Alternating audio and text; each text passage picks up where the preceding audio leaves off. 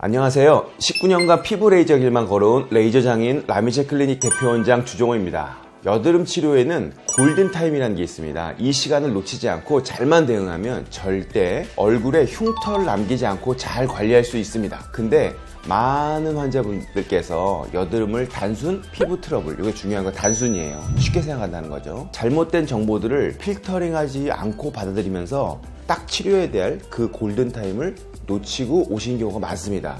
이런 걸 볼 때마다 정말 안타깝습니다. 의사 입장에서 안타까울 수도 있겠지만 환자분 입장에서는 가장 중요한 치료비가 많이 들어요. 치료비를 많이 들였는데도 불구하고 흉터난 부작용이 남을 수 있습니다. 여드름 때문에 고민이신 분들 지금부터 집중하세요. 여드름 관리에 있어 성패를 좌우할 피가 되고 살이 된 정보를 드리겠습니다. 여드름이란 쉽게 말해서 피지가 피부 표면으로 배출되지 못한 채 모공 속에서 세균이 침입하면서 나타나는 염증성 질환입니다. 그런데 이것을 치료 타이밍을 놓쳐서 만성으로 바뀌어서 만성 염증 질환으로 변하는 겁니다. 실제로는 만성 질환이라고 볼 수 없는데도 말이죠. 여드름의 원인은 여러 가지가 있는데요. 일단 유전적인 요인으로는 선천적으로 피지 분비량이 많은 경우가 있어요. 아무래도 여드름 발생 확률이 좀 높겠죠.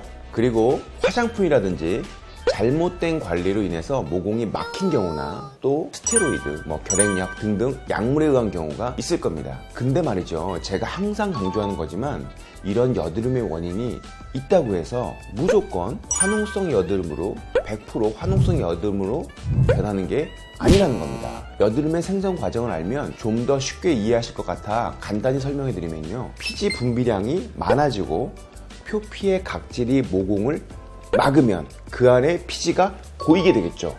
이 고인 피지의 표면이 공기와 만나서 검게 산화되는 것이 바로 여러분이 싫어하시는 블랙헤드입니다. 보통 블랙헤드니 화이트헤드니 하는 것들을 싫어하는 이유가 일단 거뭇거뭇하고 울퉁불퉁한 게 보기 싫고 또 모공이 넓어지는 원인이 되기 때문이죠. 근데 한 가지 더, 절대 간과해서는 안 되는 게 이 녀석들이 여드름균의 좋은 번식 환경이 된다는 겁니다. 여드름을 일으키는 건 피아크네라고 하는 여드름 세균입니다.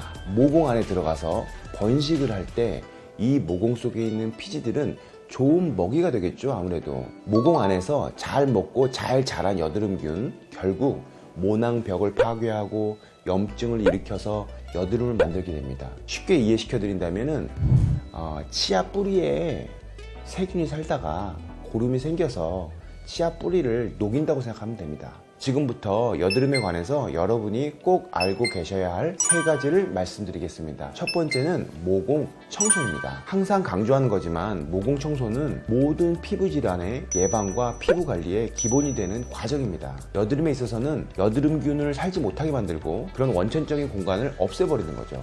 선천적으로 피지 분비량이 많다? 그러면 더 열심히 청소해주면 돼요. 유전이라서 타고나서 어쩔 수 없다고 포기를 하시면 안 됩니다. 점점 피지는 커질 겁니다. 두 번째, 절대 손으로 만지지 마세요. 모공 청소도 하고 열심히 관리했는데 여드름이 생겼다.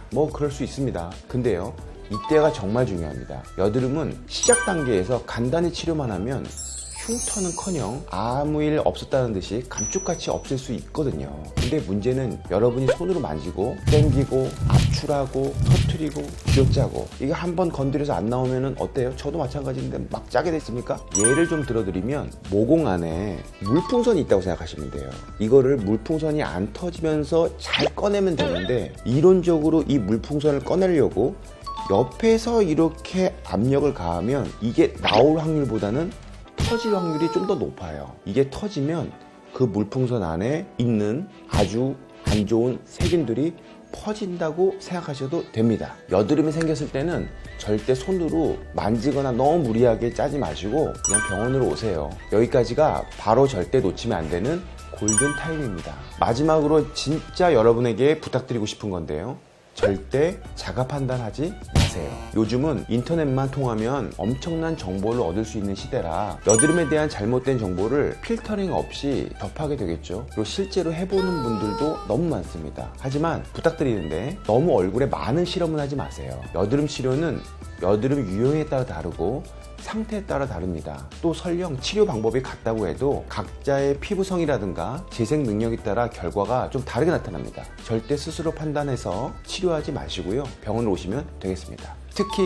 여성분들 중에는 의학적으로 민감성 피부가 아니고 지성 피부도 아닌데 스스로 민감성 피부라고 판단하시거나 계속 순한 화장품만 사용하시면서 버티거나 난 원래 지성 피부라 원래 잘 그러지 하면서 피지를 없애겠다고 과격한 클렌징만 열심히 하는 분들이 있어요. 이런 경우 실제로 진단해보면 건성이나 중성인 분들도 굉장히 많습니다. 여러분, 피부에 대한 판단은 의사를 통하시고 치료 방법 또한 의사에게 믿고 맡기세요. 여드름은 골든타임만 놓치지 않는다면 아름답게 이별할 수 있습니다. 이것만은 꼭 명심하십시오. 자, 여기까지는 여드름에 대한 이야기였고요. 다음 시간에는 여드름 치료와 흉터 치료에 대해서 말씀드릴게요. 지금까지 19년 경력의 피부 레이저 장인 라미체 클리닉 대표 원장 주종호였습니다.